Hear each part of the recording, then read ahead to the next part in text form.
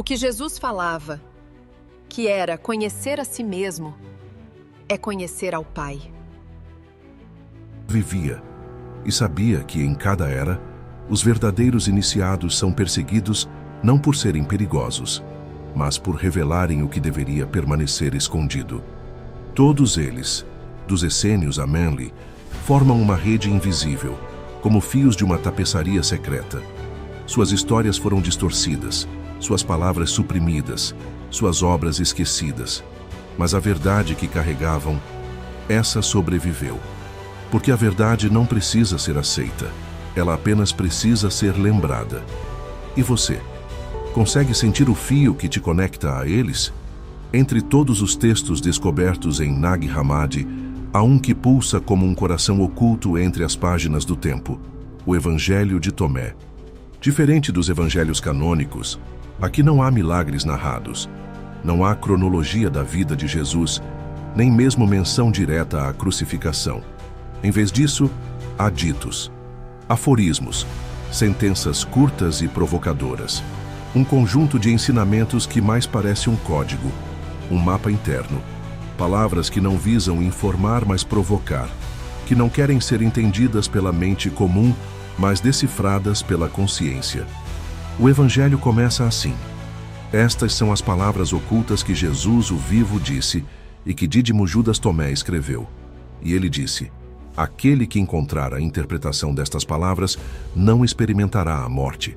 Aquele que encontrar a interpretação, não aquele que decorar, nem o que repetir, mas o que compreender por dentro.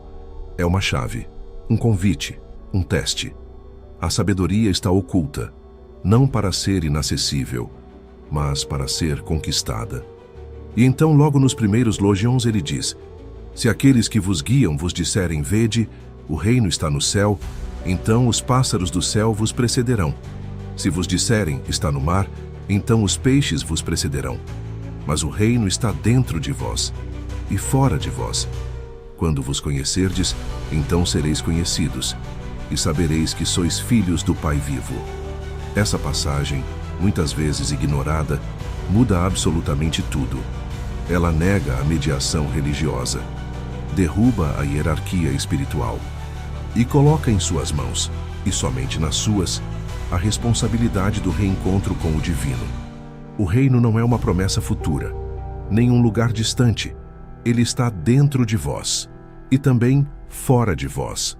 Em outras palavras, o divino permeia todas as coisas, mas só pode ser reconhecido por quem se reconhece primeiro. O autoconhecimento não é uma filosofia, é um portal.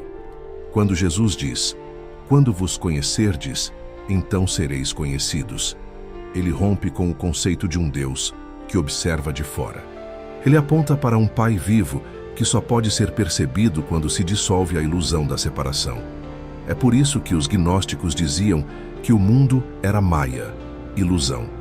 Porque enquanto nos identificarmos apenas com o corpo, com o nome, com as memórias, estaremos vivendo como personagens dentro do jogo do demiurgo, condicionados, limitados, presos. Mas quando lembramos, quando fazemos o que o Evangelho de Tomé sugere, olhar para dentro e ver, algo se rompe. E é isso que nos leva ao próximo passo. Porque o restante desse vídeo será a decodificação espiritual dessas palavras. Não como doutrina, mas como experiência. Vamos juntos atravessar cada camada do ensinamento do Cristo gnóstico. Vamos ver não o que foi ensinado para crer, mas o que foi dito para ser vivido. Prepare-se, porque ao compreender verdadeiramente estas palavras, como dizia o início deste evangelho, você não experimentará a morte. A ilusão deste mundo não se sustenta com armas nem com dogmas. Ela se sustenta com repetições, ciclos, padrões que operam abaixo da consciência. E é por isso que a primeira lei revelada pelos iniciados da luz e reafirmada no silêncio do Cristo gnóstico é a lei de causa e efeito. Não se trata de karma, no sentido vulgar de punição, nem de castigo divino, mas de um mecanismo mais sutil, mais profundo, mais implacável. A alma, ao cair no mundo da matéria, entra num campo magnético de consequências. Cada pensamento, cada escolha, cada crença cria ondas. E essas ondas retornam. O símbolo mais antigo dessa verdade é o Ouroboros, a serpente que devora a própria cauda. Um ciclo eterno de criação e destruição.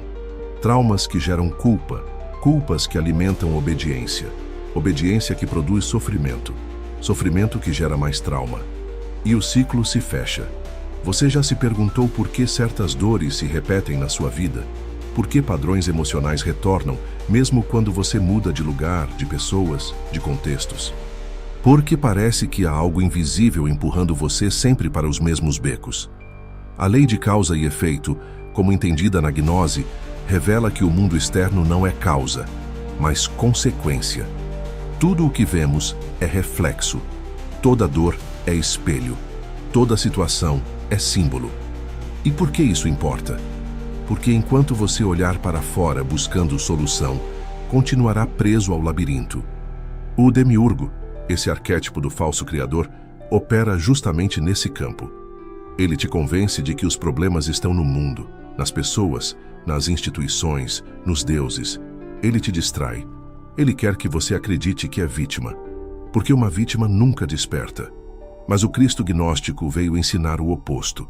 Ele dizia: o que sai de vós, isso vos salvará. O que vem de fora, isso vos matará. Evangelho de Tomé, Logion 70. É como se dissesse: o perigo não é o mundo. O perigo é esquecer que você o está criando. E não é um criar no sentido superficial de atrair eventos com pensamento positivo, mas no sentido profundo de que tudo o que você vive é reflexo de um estado interno. E esse estado é moldado pelas causas que você mesmo plantou, ou permitiu que fossem plantadas em você. A verdadeira libertação começa quando você reconhece o ciclo, quando você identifica o ponto exato onde a serpente começa a morder a própria cauda, onde a culpa entra, onde o medo se instala, onde o eu não posso foi plantado, porque é ali que o ciclo pode ser quebrado. A gnose, nesse sentido, é como um espelho. Ela não resolve sua vida. Ela apenas te mostra que você é o autor da história, mesmo quando não sabe disso. E talvez seja agora o momento de parar e perguntar: quais ciclos você ainda repete sem perceber? Talvez sejam padrões familiares, crenças sobre amor, medos antigos travestidos de escolhas racionais. Talvez seja aquela sensação de estar sempre à beira de algo, mas nunca atravessar. Observe, sinta, escreva. Essa observação não é só terapêutica, é sagrada. Porque toda vez que você identifica uma causa invisível, a ilusão perde um pouco do seu poder. E você começa a sair do labirinto. O Cristo gnóstico não veio te carregar nos braços. Ele veio te entregar um espelho. E agora que você começou a ver, o que fará com isso? Há uma estrutura esquecida do ser. Uma arquitetura oculta que, quando lembrada, desfaz séculos de condicionamento. Ela era conhecida pelos iniciados antigos. Era ensinada nos mistérios egípcios, na filosofia Vedanta, nas escolas herméticas e sussurrada nos evangelhos que a igreja tentou apagar. Essa estrutura é a chave para compreender a lei do espírito. Segundo os ensinamentos gnósticos, o ser humano é formado por 3 níveis distintos, mas entrelaçados. Soma, o corpo, a matéria, a aparência visível, o veículo temporário. Psique, a mente, o campo das emoções, pensamentos, memórias, a sede do ego. Pneuma, o espírito, a centelha, o que não nasce e não morre, a porção divina esquecida em nós.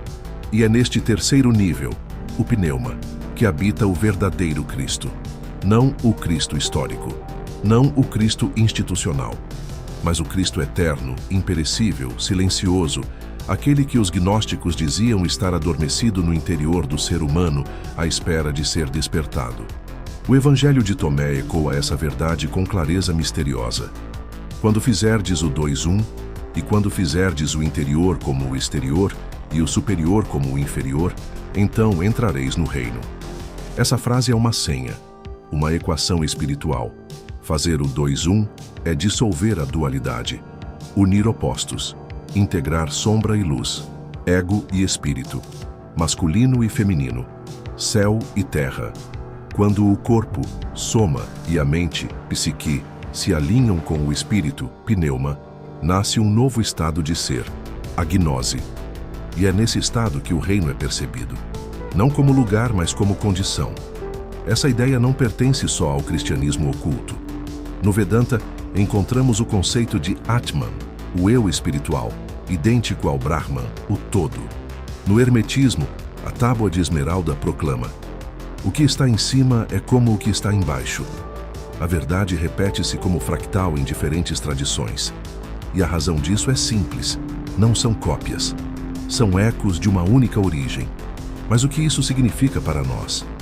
Significa que enquanto vivermos apenas pelo soma e pela psique, corpo e mente, estaremos presos à ilusão. As necessidades do corpo ditam medos. As oscilações da mente criam confusão. E o espírito permanece sufocado, esquecido, oculto sob as camadas da sobrevivência. O demiurgo, como força de manipulação, atua precisamente nesses dois níveis, matéria e mente. Ele governa através do desejo corporal e da manipulação emocional. Ele cria um mundo de distrações e estímulos incessantes para que jamais olhemos para dentro. Porque se olharmos, veremos a faísca. O Cristo gnóstico é a ativação do pneuma. Ele não veio criar uma nova religião. Veio relembrar que somos mais do que carne e pensamento. Que a alma, quando aquietada, escuta. E que o espírito, quando reconhecido, reina. Manly P. Hall dizia que o verdadeiro iniciado é aquele que não confunde aparência com essência. Ele pode viver no mundo, mas não é do mundo. Ele sente o corpo, mas não se identifica com ele. Ele pensa, mas não é escravo dos pensamentos. Ele é. Essa é a verdadeira identidade, a única que não pode ser destruída. A gnose não é uma teoria. É um estado de consciência no qual o espírito se lembra de si mesmo. E quando isso acontece, a mentira do mundo começa a ruir. Então eu te pergunto, você vive pelo corpo? Você reage pela mente? Ou você age a partir do espírito? A resposta não precisa ser dita, mas será sentida. A ilusão do mundo não se mantém apenas com leis externas. Ela precisa de um tipo específico de anestesia: a descrença no poder interior. Durante milênios fomos condicionados a crer que imaginar é sonhar acordado, que é perda de tempo, infância espiritual, pura fantasia. Mas para os gnósticos e para todos os iniciados de verdade, a imaginação é o órgão espiritual da criação. Aqui entra a terceira lei, a lei da imaginação. Para entendê-la, precisamos abandonar a definição popular da palavra. Imaginar no sentido gnóstico não é criar imagens irreais. É acessar uma dimensão anterior à forma. É tocar a matriz invisível onde tudo o que existe é primeiro concebido antes de ser percebido. Neville Goddard, um dos grandes herdeiros modernos desse saber oculto, dizia com clareza: imaginar é Deus em ação. E essa frase carrega um abismo. Porque se for verdade, e é, então tudo o que você já viveu, tudo o que já experienciou, antes de acontecer no mundo, aconteceu na mente. A realidade exterior é apenas a reverberação de imagens internas repetidas, alimentadas e sentidas como reais. O próprio Cristo gnóstico disse algo que ecoa essa lei de forma desconcertante. Se tiverdes fé do tamanho de um grão de mostarda, direis a esta montanha: move-te daqui para acolá, e ela se moverá. Mas fé para ele não era crença cega, era visão sentida, era a imaginação revestida de certeza silenciosa. A igreja esvaziou esse poder ao transformá-lo em oração formal. Mas o Cristo original nunca pediu repetições. Ele pediu presença. Quando curava, dizia: seja feito conforme a tua fé. Em outras palavras, conforme a tua visão interior. A imaginação, quando desperta, não é uma fuga da realidade.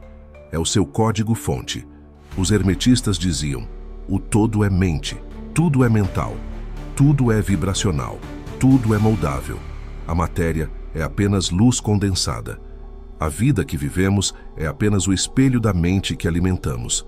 E por que isso é tão importante no caminho gnóstico? Porque o demiurgo, essa força que rege a ilusão, precisa que você acredite no mundo como fixo.